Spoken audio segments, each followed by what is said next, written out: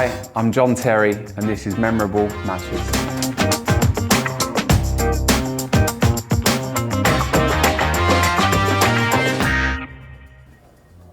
That was against Aston Villa. Yeah, an incredible experience when you first come on. An interesting debut, but yeah, just delighted. You know, you work very hard as a young player, so making your debut is a special thing. It felt like home to me. Even when I first joined the football club, it wasn't what it is today. The stadium was a little bit bare and, you know, not winning trophies. But as soon as I walked into Stamford Bridge and the training ground, I just felt like Chelsea was my home, and I knew it was the right club for me. So I had a lot of clubs interested in signing me as a young player, like Man United and Arsenal. And I decided to sign for Chelsea because it felt right to me and it felt like it was the right move for me, which was a big cause as a young 14-year-old, but certainly the right one. I think I come on for about 2 or 3 minutes and Wisey got sent off. I used to clean Wisey's boots as well growing up, so he used to look after me. He used to give me £25 every time he scored. And when you're on kind of £40 a week, that was an awful lot of money. So it went a long way in covering a lot of train fares and stuff. But he was brilliant, as was all the kind of senior players in the group, but Wisey really took care of me. Now, remember who that one was against? That was Croatia, at Ipswich actually. It was, yeah. Yeah. So 2003, yeah. It's obviously a huge thing, something you dreamt of as a young boy. And I think every young boy's dream is to play for their country, and I was very lucky to not only do that, but to captain my country as well. So delighted in terms of kind of how the game went. We won the game, I played okay, played well. And then kind of my kind of performances for Chelsea kind of cements your way into the England team kind of further down the line. So it's great to get it out the way, because it is a nerve-wracking thing. I had all my family there and everyone travelled to the game and stuff. So a big occasion, not only for me, but for all the hard work behind the scenes from my family and everyone around me. Oh, now you're testing me. God, I wouldn't have a clue. He's a winger. Not sure that helps. It's Becks. Was it Becks, was it? Okay. Should have remembered that really, shouldn't I? You played a lot of games. Yeah, Becks was the one very early on. And later on as well, when he was captain, kind of took me under his wing and gave me a lot of good advice, both football and financial and all of those bits. But he was excellent with every young player as well. Just a great example for us to look up to, and just a world-class player as well. I think sometimes, because of the kind of megastar he is off the pitch, I think we often forget how good he was, and Becks was an absolute legend of the game, and certainly in the discussions of, you know, the best players ever to play the game for our country. Captaining my country has to be right at the very top for me. I mean, making your debut, like we said, is very special, but to captain and lead your team out is something that kind of even now gives me goosebumps walking out for the first time. So yeah, this was my favourite goal for Chelsea actually in the Champions League. We managed to beat them. I think defenders scoring goals is always very important. I chipped in with my fair share throughout my career, so has a big part to play, and I was delighted to score the winning goal that night. But there's the famous or the infamous Ronaldinho kind of toe poke on the edge of the box. I'm still not sure today how it's gone in, but he was a world-class player and very difficult to play against. But he scored a penalty. I think one of them was a penalty. After a Paulo Ferrer handball, and then the toe poke as well. So delighted to beat such an iconic Barcelona team. I think this Barcelona team and further down the line was or goes down as the best team ever that I've faced and played against, and some world-class players in their team, and a chance for you to test yourself against the very best, and we've done that and we come out on top that night. It felt very early on under Mourinho that we had the better of a lot of teams as well, and no matter what team come to the Bridge, whether that was Premier League or Champions League, we had a real kind of home advantage, and I think the fans played a big part in that. I just want to touch on that campaign as well. Obviously the semi-final against Liverpool, everyone remembers the ghost Garcia goal. Is that something that still bugs you to the day, that kind of injustice of what that could have been? Yeah, I was with Garcia recently and we kind of spoke about it, and he was adamant it was over the line. I was very close. I know it's not gone in. So I've not even seen the modern day technology on it, but yeah, I think when you go out and you lose a game on stuff like that, it's very hard to take, and things you accept, but they kind of stay with you, they niggle at you a little bit. And I think for all the trophies that I won, I think the ones that kind of miss you and bypass you a little bit are the ones that kind of irritate you. I think 04-05 was probably our best team and our best chance to win it. I think 09-10, when we had 4 or 5 penalties that we should have had against Barcelona, we didn't get them, it didn't go our way. Obviously 08 when I missed the penalty as well. And 2012 when we ended up winning it was probably our weakest out of all of those years in terms of the team and the levels we were at, because I say that in terms of boys being a little bit older. And we go on and win it. You know, we're playing Bayern Munich in our home stadium, home city, and we managed to turn it round. And Didier scores late on, takes us to penalties. So many ups and downs along the way in those Champions League kind of periods, but yeah, really, really tough trophy to win, you know. So yeah, the highest respect for it. And even though I didn't play, it's still the best feeling I've ever had in football, watching my football club and the players that I played with being able to lift that trophy for the first time.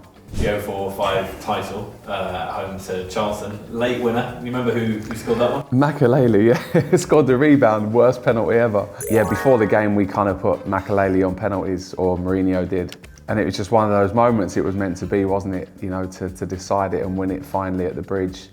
And the kind of rebound, was just as bad as the penalty. I mean, how the keeper's not saved the rebound as well, but second time round to get it over the line was pretty special. And for Maka to score a goal, he didn't score many, so we enjoyed that one a little bit. I think he knew that we'd won it, and I'm sure Frank and Didier wouldn't have been happy if Makaleli was ahead of those guys, because they were very engrossed in scoring goals, and penalties were kind of an easy tap in for Lamps and Didier at times. So they certainly wouldn't have allowed this to happen if it wasn't an occasion like this. You know, how hard was it to keep that focus for the last couple of weeks? Yeah, well, for me, I had a small injury, so I missed the last couple of games, and I'm sure Peter Cech will tell you as well, he didn't play the last couple, so effectively we only conceded 13 goals that year, myself and Peter, which is a very good stat. Is that the best Chelsea side you were a part of? I think so, very, very special, and yeah, we lost 1-0 to Man City away on the 5th game, I think it was. Frustrating because it was a penalty. I think Anelka scored the penalty that was never a penalty, and you know, could have been invincible. But yeah, we was a very strong side that year, and not conceding goals is a great foundation. I mean, we had Big Pete in goal, which was virtually impossible to score against anyway in training. So weekends was very difficult as well. Well, David Luiz definitely took one, and Ash took the other one. So they're the two. David Luiz was second. Yeah. Great penalty, top right-hand corner, really quick run up, and then, yeah, Ash was full. Is that correct? Yeah. I often say, like, I had the armband and get a lot of credit for that as well. I was very lucky to share that with Lamps and Didier and Big Pete, and big characters within the dressing room as well. And Didier played a big part in that. Very well respected within the football club. A player for the big games, drove the training sessions on a daily basis, trained like an absolute monster every day, and I know that because I played against him every day, which is very difficult. And I often say this with the greatest respect as well, that come weekends, a Saturday or Sunday, I'd often go into games and go, I found that quite easy today, because I've been playing against one of the best in the world, Didier Drogba, at his very top level every single day. And I think when I look back at our period and our generation of players, people played to the level they trained at, and I think that's very important as well. So not only does that make you better, I think it makes other players better around you as well. You know, tackles will go in, there, you know, sometimes be arguments and disagreements and stuff like that. But again, that was the level and the kind of the standard that Mourinho brought in when he first arrived at the football club, and anything below that, as we'd seen some world-class players in Salah and De Bruyne later on at Chelsea kind of come into Chelsea and not be at that level because they was a little bit younger, kind of slip away and have to go away and learn their trade a little bit. But no, we prided ourselves on being at those levels every day, tackles, full intensity, which, like I said before, made Saturday feel a little bit easier. 500th game in a Chelsea shirt. Can you remember who that one was against? Yeah, that was Crystal Palace away, actually. I know that because I've got a shirt and the armband in my office at home. So yeah, I know that one. Quite iconic for me. 500th game as captain was pretty special. So in the Chelsea programmes back in the day, the supporters would remember that in the back of the programme at the bottom right, there used to be players' appearances. And always used to see Ron Harris on 795. I think Peter Bonetti was 725, and I ended up on 717. And firstly, to get in the top 3 all time is something that I don't think will be beaten. To achieve it, I remember being on like 10 or 24 games and stuff, thinking, oh, next season, if I play every game, I'll be on 60 and I'll be on this, and kind of mapped it out in my head. So yeah, I was a big believer in kind of visualizing stuff like that, and always wanted to catch those guys as well. And Ron Harris always reminds me that I was never good enough to catch him. Was there ever a moment that tempted you away from Chelsea, one of the big European giants, come sniffing around? No, there wasn't actually. I think everyone, it's well publicised that Man City come in for me and made a bid of 29 million. I was very happy at Chelsea. I had a discussion with Roman when Man City come in. They have to obviously table the bid, and the owners come to me and said, listen, we've had this, we don't want to accept it. And I said, well, listen, that's great. That's all I wanted to hear. Like, I want to remain at Chelsea forever. I committed my future to Chelsea. I signed a 5-year contract very shortly after that to show my commitment to the club. And the ownership as well agreed to that. So that was never the case for me. I never wanted to go. And also, we were the best team in the world at the time, so why would I? Well, who was your favourite coach to work with? Jose would be at the top for me. A very, very close second, Ancelotti. And again, having won success with both of them as well. Just firstly, great men, great coaches, and a real good understanding for the players that they were working with at the time. So both different in their approaches, but learned so much from them as a player and my kind of short and early coaching kind of journey along the way. And then Conte come in, I love working with Antonio, and I didn't play much under Antonio, but I was around him quite a bit, and he was very, very open to kind of giving me a load of advice going into my next steps after football. So very lucky, very grateful to have the likes of Jose, Ancelotti and Conte to learn from.